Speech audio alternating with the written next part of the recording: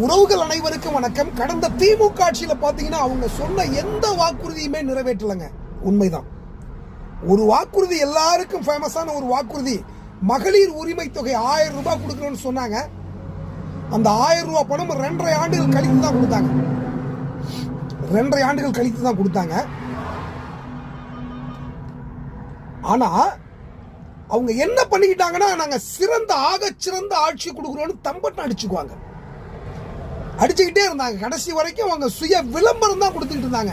நாங்க உண்மை நேர்மையுமா நல்ல ஆட்சி கொடுக்குறோம்னு விளம்பரம் பண்ணிக்கிட்டே இருப்பாங்க.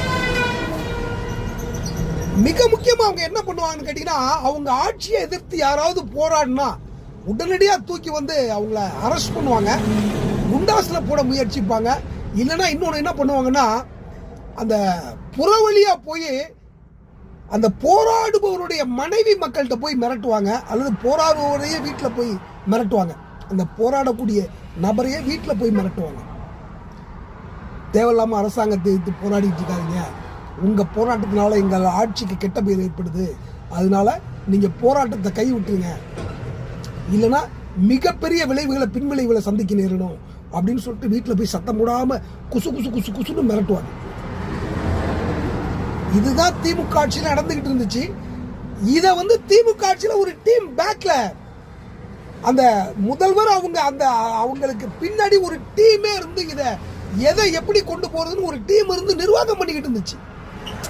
போராட்டத்தை எப்படி தடுக்கிறது, மக்களை எப்படி ஏமாத்துறது, மக்களை எப்படி இழிச்சவானா மாத்துறது, மக்களை எப்படி இலவசத்துக்கு மயக்கிறது, ஏமாத்தி எப்படி ஓட்டு வாங்குறது, இதை செய்யறதுக்கே ஒரு டீம் இருந்துச்சு. ஆனா முதல்வர் விஜய் அவர்கள் இந்த சக்தி எல்லாம் வந்து தீய சக்தி, ஊழல் சக்தி, நான் தான் தூய சக்தி அப்படின்னு சொல்லிட்டு வந்தாரு. மக்களும் நம்பி வாக்களிச்சாங்க, மலை போல நம்பி வாக்களிச்சாங்க. அண்ணனா தம்பியா மாமனா மச்சானா நினைச்சு வாக்களிச்சாங்க.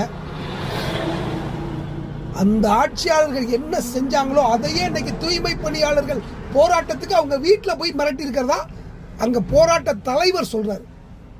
பத்திரிகையில பேட்டி கொடுக்கிறாரு. உண்மையிலே நீங்க அவரை கைது பண்ணுங்க.